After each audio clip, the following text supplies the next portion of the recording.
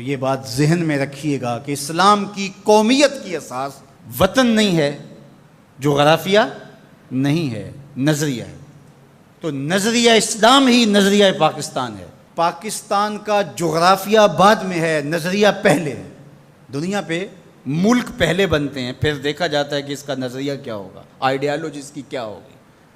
لیکن پاکستان کا مطلب کیا؟ لا الہ، یہ نعرہ پہلے گونجتا ہے اور پھر ملک حاصل کیا جاتا ہے۔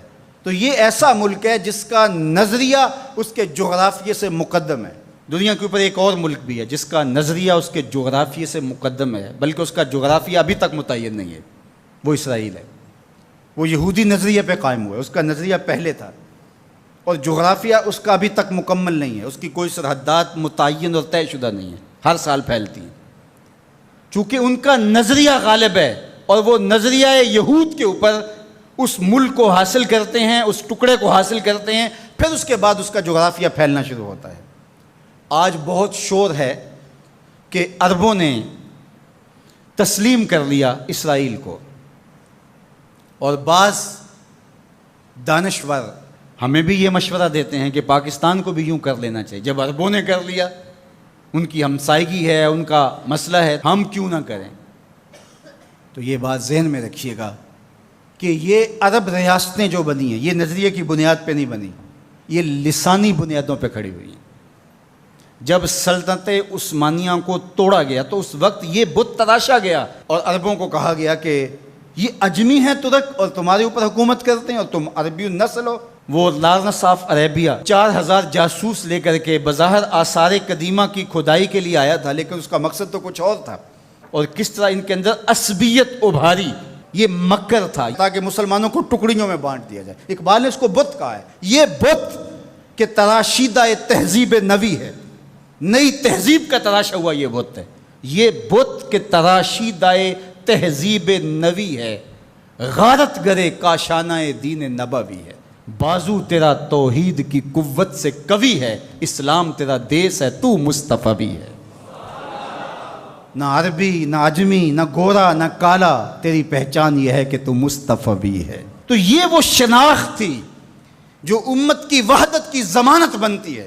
تو آج اگر کسی ایک ملک نے تسلیم کر لیا ہے اور کل دوسرا ملک تسلیم کر لے گا، لیکن میں آپ کو ایک بات بتاؤں اور وہ غور سے سن لو، وہ یہ کہ ساری دنیا بھی اسرائیل کو تسلیم کر لے، پاکستان تسلیم نہیں کرے۔ وہ کیوں؟ اس لیے کہ ہماری اساسی نظریے کی ہے، ہمارا وطن بنا ہی دو قومی نظریے کی بنیاد پر ہے۔ تو اسرائیل بھی اپنے یہودی نظریے پہ کھڑا ہے اور وہ عالم اسلام کو کھا جانے کی سازش کر رہا ہے۔ ہم ایسا نہیں ہونے دیں گے انشاءاللہ۔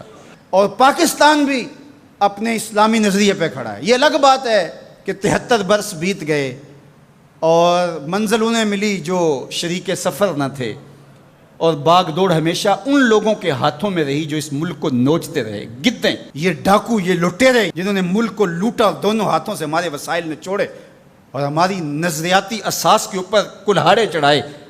اور کبھی انہوں نے کہا کہ یہ ایک لکیر ہے درمیان کے اندر، کبھی کہا وہ بھی آلو کھاتے ہیں، ہم بھی آلو کھاتے ہیں۔ یہ کیا قائد اعظم کو نہیں پتا تھا؟ یہ علامہ اقبال کو نہیں پتا تھا؟ جن لوگوں نے قربانیاں دیں، جن ماؤں کی چھاتیاں کاٹ دی گئیں، عزتیں بچانے کے لیے کنویں میں چھلانگیں لگائیں، یہ کتنی دردناک کہانیاں ہیں۔ ماں کی گود سے بچہ چھینا جاتا ہے اور یوں ہوا میں اچھالا جاتا ہے اور پھر کرپان سے اس کے ٹکڑے کیے جاتے ہیں اور پٹک کے زمین پہ مارا جاتا ہے اور اس کے اعضاء بکھر جاتے ہیں، لیکن ماں رونے کی بجائے کہتی ہے پاکستان کا مطلب کیا؟ لا الہ الا اللہ۔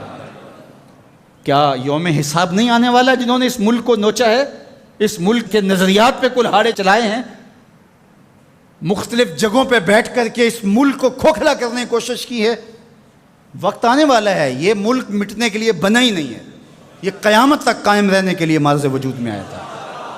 یہ ملک امانت ہے اللہ کی ہمارے پاس، یہ رسول اللہ کی نگاہوں کا فیضان ہے۔ میرے عرب کو آئی ٹھنڈی ہوا جہاں سے، میرا وطن وہی ہے، میرا وطن وہی ہے۔ میں یہ بات ہر سال کہتا ہوں کہ اللہ رسول کے ساتھ تو ہماری محبتوں کا رشتہ لازوال ہے، لیکن اس ملک کے ساتھ ہم ٹوٹ کے محبت کرتے ہیں، اس لیے کہ اس ملک نے اسلام کی نشأت کے لیے بنیادی پلیٹ فارم بننا ہے۔ پاکستان سرخرو اور بامراد ہوگا، اللہ ایسے رجال یہاں سے پیدا کرے گا۔ بس آپ اپنے حصے کا کام کریں، جو آپ کی ذمہ داری ہے اس کو نبھائیں۔ جمعۃ المبارک میں حدیث پاک میں ہے کہ ایک ایسی گھڑی ہوتی ہے جس میں ہر دعا قبول ہوتی ہے۔ تو میں آپ کی آمین کے ساتھ آج کی ان مبارک گھڑیوں میں یہ دعا کرتا ہوں، اللہ میرے وطن کی خیر فرما، میرے ملک کو امن کے اجالے عطا کر دے، میرے ملک کو اپنی رحمات کا سایہ عطا کر دے، میرے ملک کو معیشت کا جمال عطا کر دے، ملک کی نظریاتی سرحدوں کی اور جغرافیائی سرحدوں کی مالک حفاظت فرما۔ اللہ جو اس ملک کو میلی نظر سے دیکھے اس کو خاصر و برباد کر دے۔ پاک فوج کی قدم قدم پہ حفاظت فرما، پاکستانی قوم کی خیر فرما۔